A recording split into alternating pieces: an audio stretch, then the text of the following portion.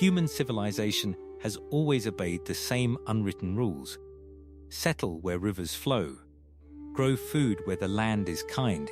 Escape the cold. Build where nature welcomes you.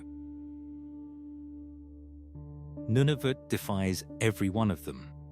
Here, the ocean turns to stone, the ground never truly thaws, winter rules most of the year, and the sun can vanish for months, leaving only endless darkness. By every instinct humanity possesses, this place should be impossible to call home. Yet for thousands of years, people have not merely survived here, they have flourished. They learned to read the ice, hunt the frozen sea, and thrive where the rest of the world sees only emptiness.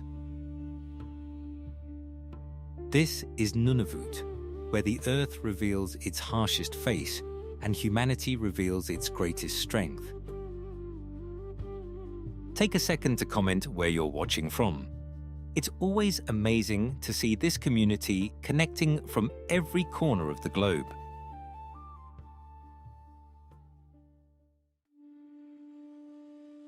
Nunavut is not simply a place on a map. It is a place that rewrites every assumption humanity has ever made about where civilization can exist. Everything here operates on a scale that defies imagination. Covering 2.09 million square kilometers, Nunavut is Canada's largest territory. Larger than Mexico, larger than Saudi Arabia, spanning 3 of Canada's 6 time zones and stretching from the 60th parallel to within 800 kilometers of the geographic North Pole. On a map, it looks empty. In reality, it is an entire world. But Nunavut is not one endless sheet of ice. It is a landscape where different kinds of extremes compete with one another. In the south lies Kivalliq, bordering Hudson Bay, a vast, treeless tundra where the ground rests on permanent permafrost, becoming soft and waterlogged during the brief summer before freezing solid again. To the west is Kitikmeot, a maze of frozen rivers, inland lakes, and Arctic coastline where land and sea constantly exchange identities. In winter, the ocean becomes a highway. In summer, those same routes disappear beneath open water. Then comes Chiquitani, the Baffin Island region, where the Arctic reveals its most spectacular face.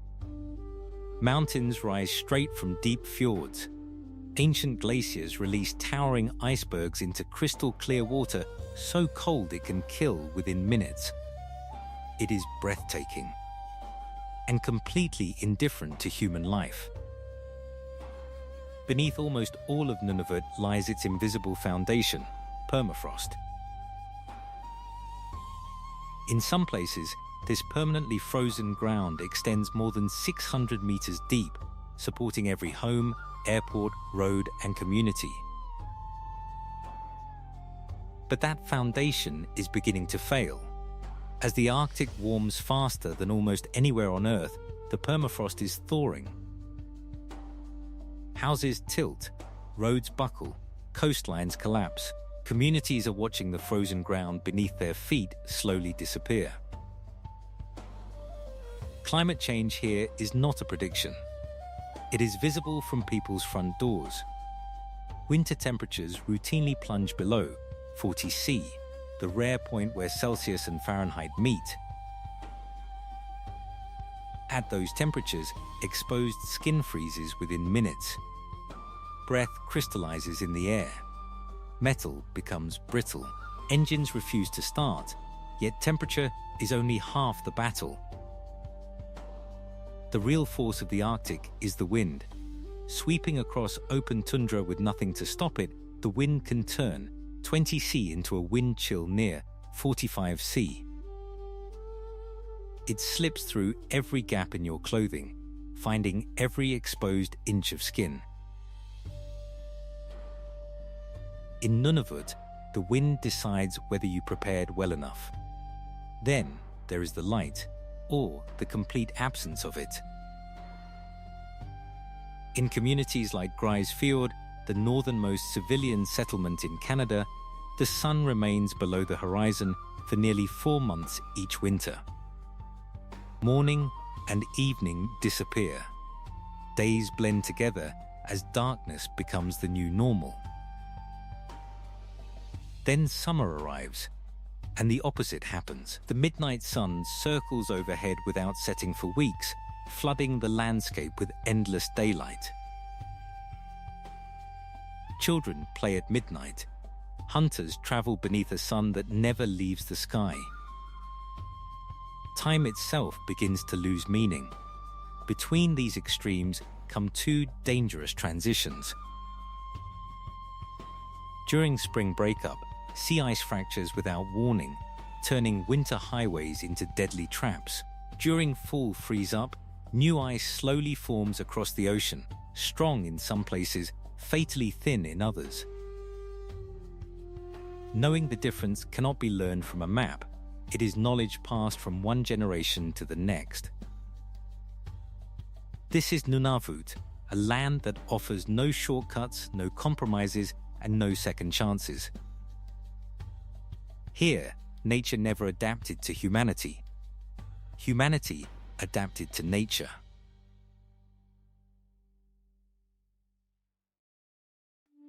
In a land larger than most countries on Earth, only about 40,000 people call Nunavut home. They are spread across 25 isolated communities, and not one of those communities is connected to another by road. If you want to travel between them, you fly, sail, or wait for winter when the frozen landscape creates temporary routes. Between towns lie hundreds of kilometers of tundra, mountains, sea ice, and wilderness where there are no highways, no suburbs, and often no sign of another human being. Yet this is far from an empty land. It is overwhelmingly Inuit. Around 85% of Nunavut's population identify as Inuit, making it one of the most indigenous majority political jurisdictions anywhere in the world. That is no accident. Nunavut itself exists because of one of the greatest political achievements in Canadian history. After more than 20 years of negotiations, Inuit leaders secured the creation of Nunavut in 1999, establishing a homeland where Inuit culture, language, and self-government would shape the future. But the Inuit are not one single culture. They are a family of closely related peoples, including the Kivalirmiut, Natilingmiut, and Kikichta-Lungmiut. Each with their own dialects, traditions, hunting practices, and histories shaped by the landscapes they call home. What unites them is Inuktitut. More than a language, Inuktitut is a survival system refined over thousands of years. It is a polysynthetic language, capable of building an entire sentence into a single word by adding layers of meaning, context, and precision. It even distinguishes whether something was seen firsthand or learned from someone else. A crucial difference in a land where reliable information could mean the difference between life and death. You may have heard the claim that the Inuit have dozens of words for snow. The reality is even more fascinating. It isn't that they simply named snow many times. Their language describes countless conditions of snow and ice because each one matters. Soft snow, wind-packed snow, sea ice safe enough to cross, ice thin enough to break beneath your feet, these are not poetic details, they are survival. In Nunavut, language evolved alongside the environment itself. Life today is a remarkable balance between ancient traditions and modern realities.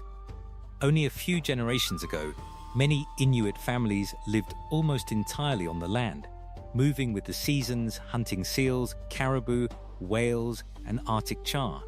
using knowledge passed down over thousands of years.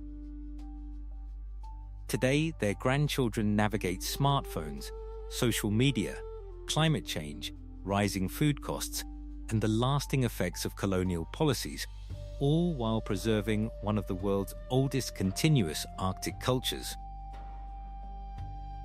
That balancing act is visible everywhere. A snowmobile may sit beside a traditional commuting sled. A hunter may check satellite weather forecasts before following trails first mapped by ancestors centuries ago. Modern technology has changed daily life. Traditional knowledge still guides it. Community is equally essential. In places this remote, independence is admired, but interdependence is what keeps people alive. Families share country food, neighbors help repair equipment, elders teach younger generations how to read the weather, the sea ice, and the land itself. Because in the Arctic, survival has never been an individual achievement. It has always been a collective one. That spirit remains the foundation of Nunavut today. Not simply enduring one of the harshest places on Earth, but building a society where culture, cooperation, and resilience remain stronger than the cold.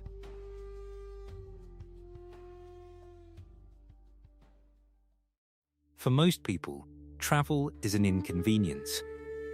In Nunavut, it is survival. Imagine living in a territory larger than Mexico, yet having no road to the next town, because there isn't one. Nunavut's 25 communities are completely disconnected by road. There are no highways, no railways, and no road linking the territory to southern Canada. Every community is an island. Its only year-round connection is the sky. Everything arrives by air. People, doctors, medicine, groceries, mail, even fresh milk. Airlines like Canadian North keep communities connected across 2.09 million square kilometers, often flying through weather that would shut airports elsewhere. But distance comes at a cost. A short flight between two Nunavut communities can cost more than crossing the Atlantic, not because of greed, because of geography. Small aircraft, extreme weather, massive operating costs. The result is a place where distance shapes everyday life. Patients needing surgery or specialist care are routinely flown thousands of kilometers south, often without family, to hospitals where few people speak Inuktitut. For many, the hardest part of illness is not the treatment, it's being alone. Then winter transforms everything. As lakes, rivers, and sea channels freeze, temporary ice roads appear. Engineers test the ice, while Inuit hunters use generations of knowledge to judge whether it is truly safe. Only then do trucks begin carrying fuel, heavy equipment, and building materials that would be far too expensive to fly north. For a few precious weeks, the frozen ocean becomes Nunavut's highway. Then spring returns. The ice softens, the roads vanish. Anything that misses this narrow window must once again arrive by aircraft, driving prices even higher. As climate change shortens Arctic winters, these frozen highways become less reliable, making life more expensive and supply chains more fragile. Growing up here changes how you understand distance. Elsewhere, it is measured in kilometers. In Nunavut, it is measured in weather, in flight schedules, and in whether the ice is strong enough to bring you home. Because in the Arctic, the most important road was never built from asphalt. It was built from knowledge.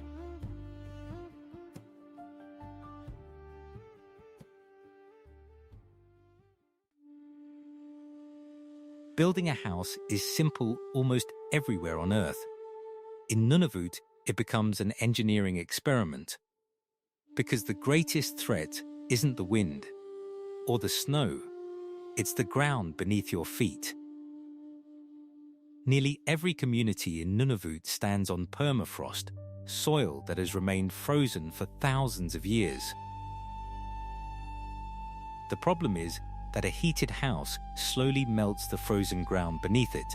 If built directly on the surface, the earth softens, foundations sink, walls crack, and entire buildings begin to lean.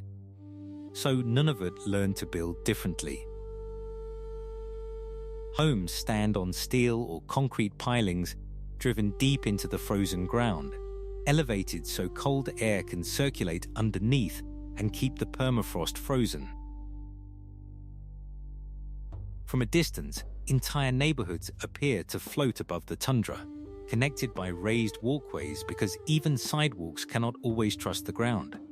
It is brilliant engineering. But now, even that solution is under threat. The Arctic is warming nearly 4 times faster than the global average, and the permafrost that once held entire communities steady is beginning to thaw. Not someday.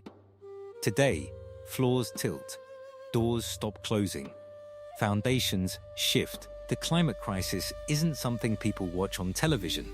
It appears in their living rooms. Housing itself has become one of Nunavut's greatest challenges. The territory needs thousands of additional homes, yet every nail, every sheet of plywood, every window, every pipe, and every piece of insulation must arrive by cargo ship during the brief summer sea lift, or by aircraft at staggering expense. A house that might cost $300,000 in southern Canada can exceed $700,000 in Nunavut. Miss one shipping season, and construction may wait another entire year. The result is severe overcrowding. Families of 6, 8, even 10 people often share homes built for 4. Overcrowding fuels respiratory diseases, including tuberculosis, which remains far more common here than anywhere else in Canada. The solution is obvious: build more homes. The challenge is finding the political will and the billions of dollars required to do it. This is not simply a Nunavut problem. It is a Canadian one.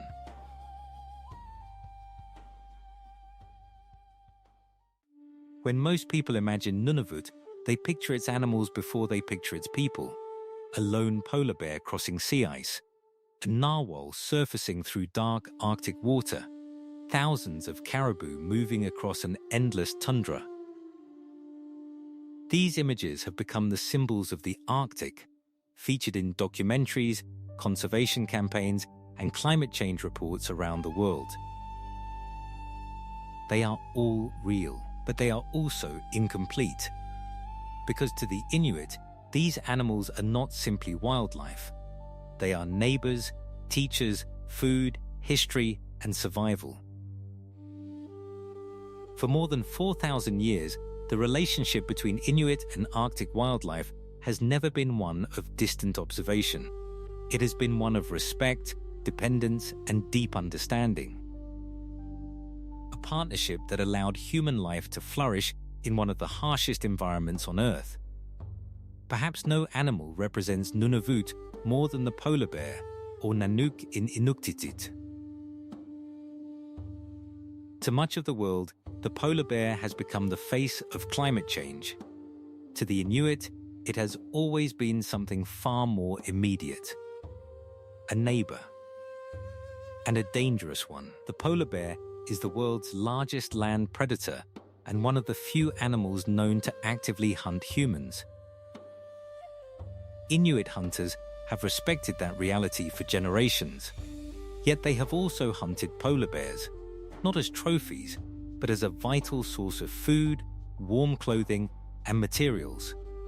Every hunt followed traditions of respect, honoring the animal because taking its life was never considered ordinary. Then, there is the caribou, or tuktu. Few animals have shaped Nunavut more. For thousands of years, enormous barren ground caribou herds crossed the tundra, guiding the movements of entire communities. Every part of the animal had a purpose. The meat provided food. The hide became exceptionally warm clothing and shelter. Sinew was transformed into thread stronger than many modern fibers. Bones became tools. Nothing was wasted. Not because resources were scarce, because every life taken deserved respect. Summer transforms the Arctic into an astonishing gathering place for wildlife. Seals rest on drifting sea ice. Hundreds of walruses crowd rocky beaches. Bowhead whales glide through narrow channels, while brilliant white beluga whales gather in estuaries, filling the water with movement. To experienced Inuit hunters, every sound, movement, and breathing hole tells a story. Their understanding comes not from textbooks, but from generations spent observing the land with extraordinary precision. Even the smaller animals are remarkable.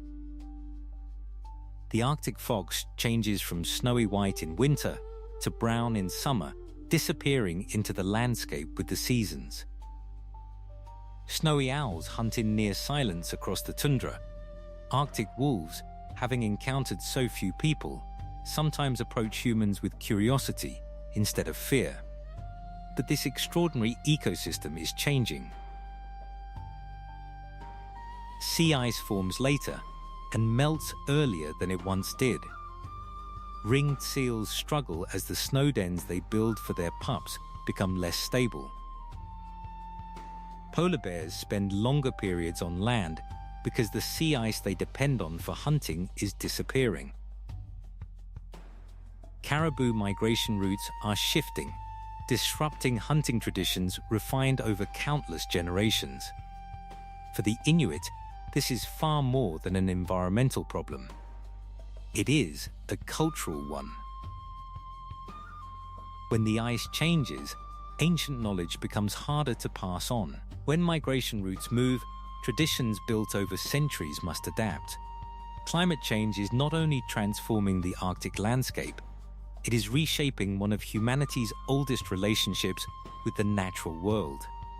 Because in Nunavut, wildlife is not scenery. It is family history written across ice, ocean, and tundra, a living partnership that has endured for thousands of years and now faces its greatest challenge. Imagine being dropped into the Arctic with a map, a GPS, and the latest survival gear. Then imagine meeting an Inuit elder carrying none of those things. If a blizzard arrived, chances are the elder would find the way home first. Because for thousands of years, survival in Nunavut has depended on a different kind of intelligence. One that cannot be measured by exams or degrees. The Inuit call it Inuit Kaujimajatu Kangit, often shortened to IQ. Despite sharing the same initials as the Western measure of intelligence, this IQ means something entirely different. It is not simply traditional knowledge. It is a complete way of understanding the world, how to observe nature, make decisions, respect the land, and pass wisdom from one generation to the next. It is knowledge earned through experience rather than textbooks. Nowhere is this more remarkable than on the sea ice. To an outsider, the frozen ocean appears almost identical in every direction. To an experienced Inuit hunter, it is full of information. The color of the snow, the texture beneath each step, the shape of wind-blown drifts, the sound of the ice beneath a sled, even the movement of birds and marine mammals. Every detail reveals whether the ice is strong, unstable, newly formed, or ready to break. Modern scientists now work alongside Inuit hunters because satellite imagery and advanced instruments often cannot match the accuracy of generations of direct observation. Another extraordinary example was the Kimit, the traditional Inuit sled dogs. They were far more than transportation. They were partners in survival. Experienced lead dogs could detect dangerous ice long before a person noticed any warning signs. A sudden hesitation or change in direction often meant hidden cracks or dangerously thin ice ahead. Hunters who trusted their dogs often lived to tell the story. Those who ignored them sometimes did not. Perhaps the greatest symbol of Inuit ingenuity is the igloo or ilu. To many outsiders, it looks like little more than a shelter made of snow. In reality, it is a masterpiece of engineering. Built from carefully selected snow blocks arranged in a rising spiral, the dome supports itself without nails, mortar, or wooden beams. Even when temperatures outside fall below 40 C, the inside can remain close to the freezing point, warm enough to save lives. An experienced builder can construct one in about an hour, using only materials found on the land. It is one of the most efficient emergency shelters ever created. But today, the greatest threat is not that this knowledge has stopped working. It is that too much of it was interrupted. For much of the 20th century, the residential school system separated Inuit children from their families and communities. Along with language and culture, generations of practical knowledge were disrupted. Skills once learned by traveling, hunting, watching elders, making mistakes, and trying again could no longer be passed down in the same way. Nunavut is now working to restore what was nearly lost. Schools increasingly combine classroom education with learning on the land. Elders record their knowledge, teach traditional skills, and guide young people through the places where these lessons truly belong. Because this knowledge is not a relic of the past. It remains essential today. As climate change transforms the Arctic faster than almost anywhere else on Earth, combining modern science with Inuit Kajimajataqangit has become one of the most powerful ways to understand a rapidly changing environment. In Nunavut, wisdom is not measured by what you know. It is measured by whether that knowledge can keep people alive. And for thousands of years, it has.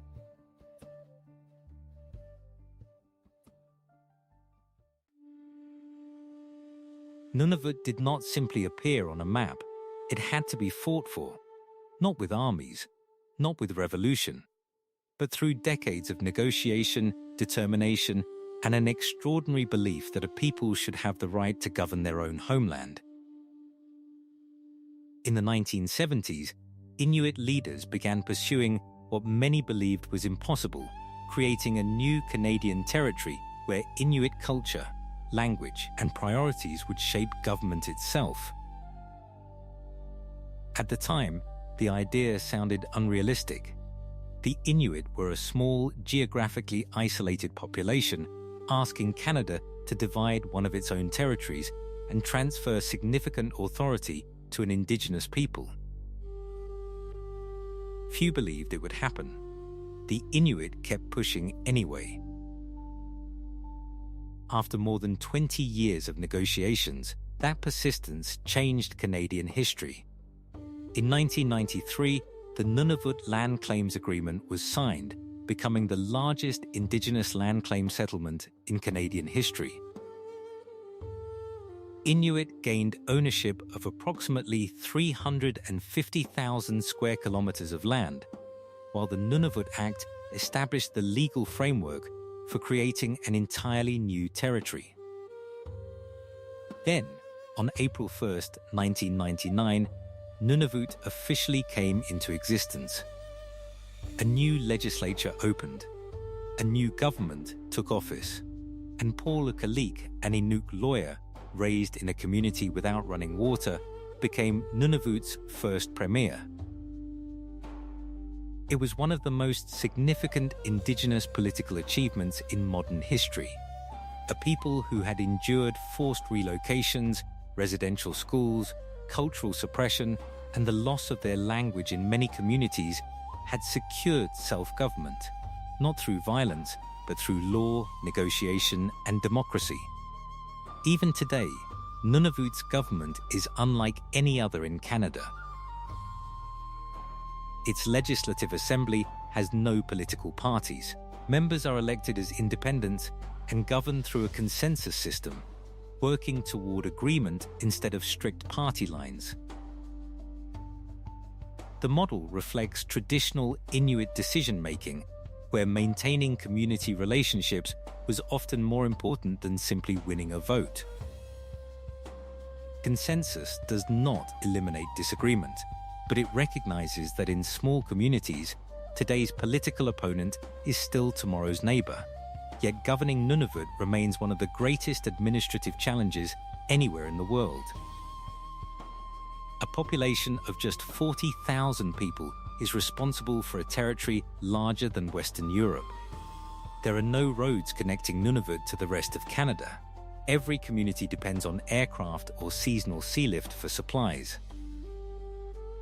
Building a single school, hospital, or housing project costs far more than it would almost anywhere else.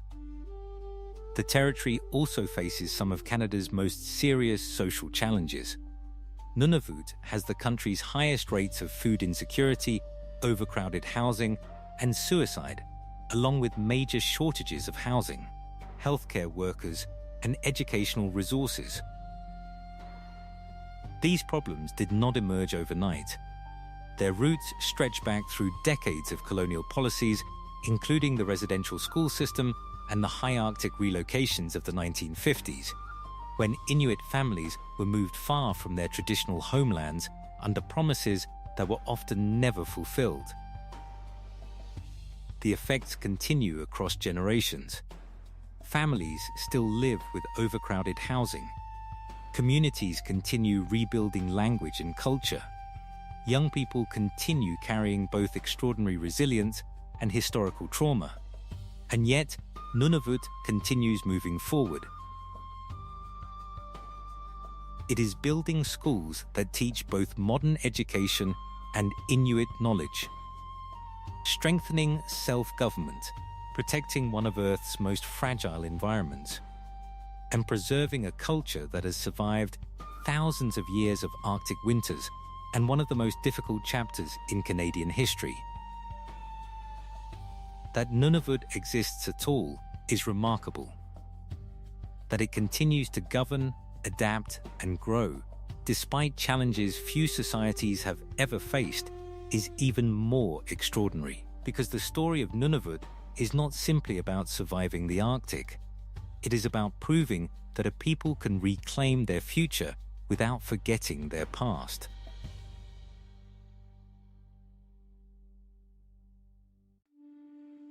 Each February, in communities across Nunavut, something happens that outsiders who know about it tend to find disproportionately moving until they understand what it means. The sun comes back. Not dramatically, not all at once. In the communities where the polar night is complete, the return of the sun is a first appearance so brief and so low on the horizon that in the south it would be dismissed as late afternoon in winter. A sliver of orange light above the snow, a shadow, briefly, where there have been no shadows, a warmth on the face that is more psychological than thermal. In Nunavut, this moment stops people. They go outside, they face toward it, some of them cry.